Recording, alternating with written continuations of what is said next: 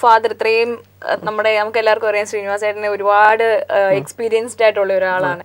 അപ്പം അദ്ദേഹം ഈ മൂവി കണ്ടതിന് ശേഷം മകന് തന്ന കോംപ്ലിമെന്റ് ഇല്ല, പുള്ളി ഇതുവരെ കണ്ടിട്ടില്ല.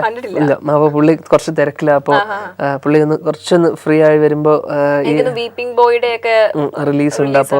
അപ്പൊ ഇത് നെക്സ്റ്റ് വീക്ക് അല്ലെങ്കിൽ കാണാം എന്നുള്ളൊരു ഐഡിയയിലുണ്ട്. റിവ്യൂസ് ഒക്കെ എന്തായാലും ആ രീതിയിൽ ഹാപ്പി ആണെന്ന് തോന്നുന്നു. സംസാരിച്ചിട്ടില്ല ഇല്ല. ഓക്കെ, അപ്പം ഇപ്പൊ ആസ് എ ബ്രദർ അല്ലെങ്കിൽ ഫാദർ, ഇപ്പൊ മൂവി നിങ്ങൾ വീട്ടിലൊക്കെ എല്ലാവരും അങ്ങോട്ടും ഇങ്ങോട്ടും ഭയങ്കര മൂവി സപ്പോർട്ടിങ് ആയിട്ടുള്ള ഒരാൾക്കാരാണ്. അപ്പൊ അതിന്റെയൊക്കെ ഓവറോൾ എങ്ങനെയാണ്? എല്ലാവരും ഭയങ്കര സപ്പോർട്ടിങ് ആണോ ഈച്ച് അതർ? അങ്ങനെ നമ്മൾ ആരെയും അങ്ങോട്ടും ഇങ്ങോട്ടും സപ്പോർട്ട് ചെയ്യാൻ അങ്ങനെ ഇപ്പൊ സപ്പോർട്ട് ചെയ്യേണ്ട ആവശ്യമില്ല. കാരണം അച്ഛനെ ഇപ്പൊ ഞങ്ങൾ സപ്പോർട്ട് ചെയ്തിട്ടില്ല, അച്ഛൻ ഇവിടെ വരച്ചത്. അപ്പോ അതേപോലെ ഏട്ടൻ ആരും സപ്പോർട്ട് ചെയ്തിട്ടില്ല. ഏട്ടൻ എന്താണോ ഇപ്പോ അത് ഏട്ടൻ ആക്കിയുണ്ട്. അച്ഛൻ്റെ ഒരു ടാഗ് ഉണ്ട് ഡെഫിനറ്റ്ലി, അത് ഏട്ടനെ ഹെൽപ്പ് ചെയ്തിട്ടുണ്ട് പല രീതിയിൽ. പക്ഷെ ഏട്ടൻ ഇപ്പൊ എന്താണോ അത് ഏട്ടൻ്റെ ആരുടെയും സപ്പോർട്ടിൽ ഉണ്ടായതെന്ന് എനിക്ക് തോന്നിയിട്ടില്ല. അച്ഛൻ്റെ ഒരു സപ്പോർട്ട് എന്ന് വെച്ചാൽ അച്ഛൻ ഇഷ്ടമുള്ള കാര്യം ചെയ്യാൻ വിട്ടു, അതാണ് ഏറ്റവും വലിയ സപ്പോർട്ട്.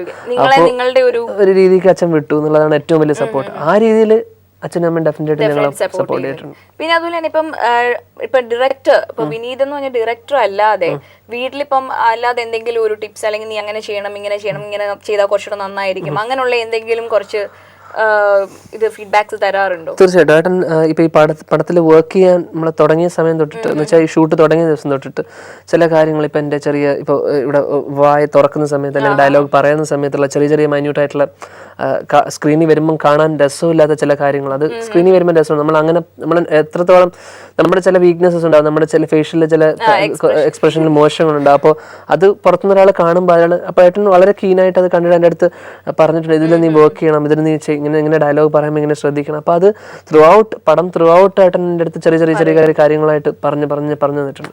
ഓക്കെ, ഇയാളെ കൊണ്ട് പറ്റുമോ ഇനി ആ വില്ലനെ ഇടിച്ച് വീഴ്ത്താൻ എന്നുള്ള ഒരു സിറ്റുവേഷൻ? അപ്പൊ അങ്ങനെയുള്ള എന്തെങ്കിലും, അല്ലെങ്കിൽ നവീന്റെ ക്യാരക്ടർ അങ്ങനെയാണ്, അപ്പൊ അങ്ങനെ എന്തെങ്കിലും ശരിക്കും റിയൽ ലൈഫിലും ഭയങ്കര ബോൾഡ് ആണോ ധ്യാൻ, അതോ ഭയങ്കര സെൻസിറ്റീവ് ആണോ?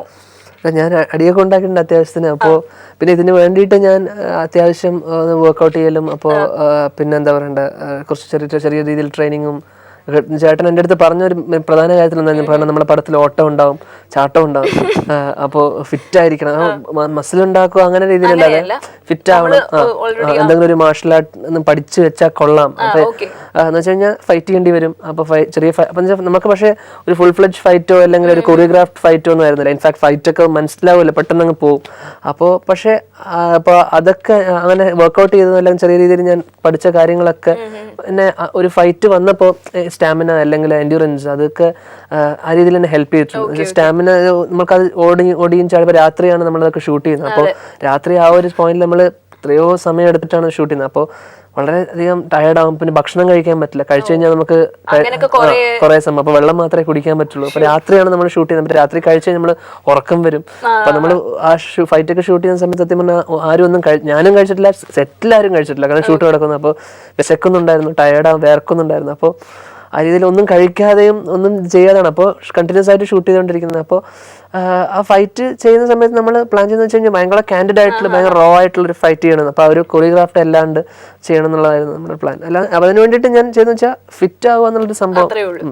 എന്തായാലും ആ ഒരു ഹാർഡ് വർക്കിന്റെ റിസൾട്ട് എല്ലാം തന്നെ നമ്മൾ ഈ മൂവിയിൽ കണ്ടു. അപ്പൊ എന്തായാലും നമ്മുടെ ഷോ ഇന്നിവിടെ വൈൻഡ് അപ്പ് ചെയ്യാനുള്ള സമയമായിരിക്കുകയാണ്. അപ്പോൾ ഓഡിയൻസിനോട് ധ്യാൻ എന്താണ്, ഓൾറെഡി എല്ലാവരും മൂവി കണ്ടു കഴിഞ്ഞു. അപ്പം ഇനിയും ഉള്ള അപ്കമിങ് പ്രോജക്ട്സ് എല്ലാം സക്സസ് ആവട്ടെ. ഇപ്പോൾ ഓഡിയൻസിനോട് എന്താണ് ധ്യാന് പറയാനുള്ളത്? ഇപ്പോൾ നവംബർ 14 റിലീസ് ആയിരിക്കുകയാണ്. അപ്പോൾ പലരും ചോദിക്കുന്നൊരു സംഭവം വെച്ചാൽ ഫാമിലിയോടെ പോയി കാണാൻ പറ്റുമോ, ഏത് ജോണർ, ഇത് ത്രില്ലറാണ്. അപ്പോൾ നമ്മൾ അപ്പോൾ ആ രീതിയിൽ നമ്മൾ ത്രില്ലറാണെന്നുള്ള രീതിയിലോ അങ്ങനെയൊന്നല്ല, നമ്മളൊരു ഫാമിലി ഓഡിയൻസിനെ തന്നെ ടാർഗറ്റ് ചെയ്തിട്ടാണ് നമ്മൾ സത്യം പറഞ്ഞാൽ ഈ പടം പ്ലാൻ ചെയ്തിട്ടുള്ളത്. അപ്പോൾ ഫാമിലി വരണം, കുറച്ചുകൂടെ ഇൻവോൾവ്, കുട്ടികളും ഫാമിലിയോടെ വരണം എന്നുള്ളൊരു റിക്വസ്റ്റ് ഉണ്ട്. അപ്പോൾ ആ രീതിയിൽ പടം കാണുക, ഇഷ്ടപ്പെടുവാണെങ്കിൽ ബാക്കിയുള്ളവരുടെ അടുത്തും പറയാം. കാരണം വേർഡ് ഓഫ് മൗത്ത് ഭയങ്കര ഇമ്പോർട്ടൻ്റ് ആണ്. അപ്പോൾ താങ്ക് യു. അപ്പോൾ എല്ലാവരും എന്തായാലും ഫാമിലിയോട് തന്നെ പോയി വാച്ച് ചെയ്യണം മൂവി, കാരണം ഒരു ഫാമിലി എൻ്റർടൈനർ തന്നെയാണിത്.